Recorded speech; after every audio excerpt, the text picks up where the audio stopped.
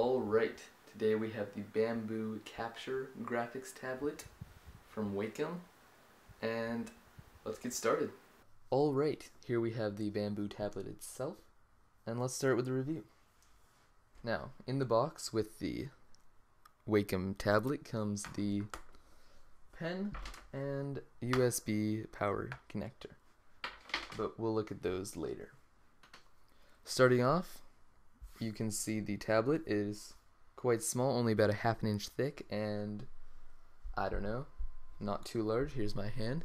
In comparison, the actual touch area is right around 6 inches by 4 inches. This is the area that you can both touch with and use the pen with.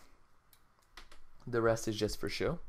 And then over on the side we have 4 buttons, and then right over here is the actual input for the USB connector. Alright, starting over here with the 4 buttons. These are programmable to whatever you like.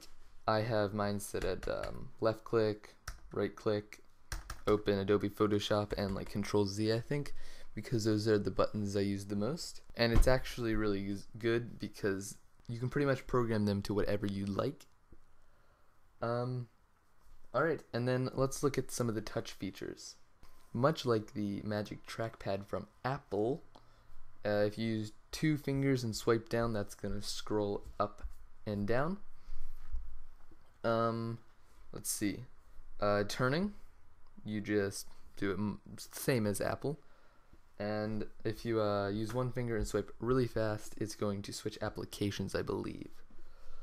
Alright, and on the, oh, one more thing actually. Tapping is going to single tap, and then you can double tap also. Alright, with the pen, you can't do any scrolling or anything, but it is touch sensitive and pressure sensitive. So the harder you push, the harder the line is going to be if the program allows it. On the pen itself, there are 2 buttons. Both are programmable to what you like. I have one being left click, I think, and the other being something else. Over on the right here, we have a little pouch that has the Wacom logo on it, and you can just put the pen right in there, so you know it's nice and easily stored. Alright, there are a couple things I like and dislike about this tablet in comparison to others. I really like the design of it. However, I do think it could be smaller, as the touch area is only from here to here.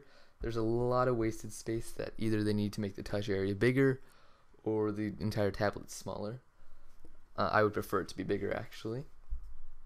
On the pen, I really don't like the placement of the buttons. It seems really awkward, and when you're writing, you sometimes accidentally press them, which it clicks things and it messes you up. However, things that I do like about this are the programmable buttons. Those are really nice, and they help me a lot. I usually keep this plugged into my computer at all times anyway, even if I'm not using it. And I just use it for the buttons because those are really nice. Another great thing about this product is what it comes with. It has 2 really nice programs. It has Adobe Photoshop Elements 8, I believe, and that's just the less expensive version of Photoshop, and it has less features. And also Autodesk Sketchbook Express, I believe, it's the less version also, but really great programs regardless. And for this $100 graphics tablet, that is great.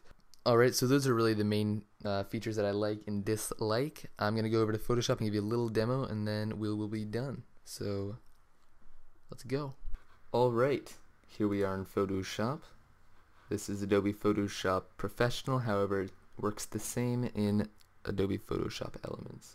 Come over to this brush tool, and then if you come up to the top, there is this button that looks like a pen in a target. You don't want to click that. That is the tablet pressure control, I believe. That's going to override the actual size of the brush, and it's going to pretty much, the harder you press on the brush, the harder it will appear. So if I lightly draw, it's going to be a light draw, and the harder I press, it will get harder.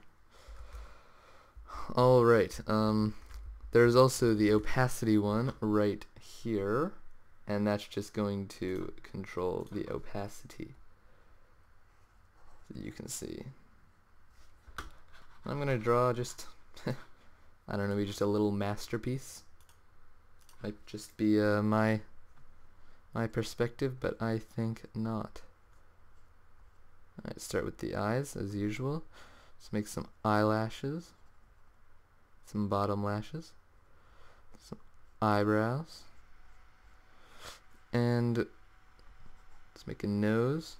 Let's draw a chin, and then just the neck with the collar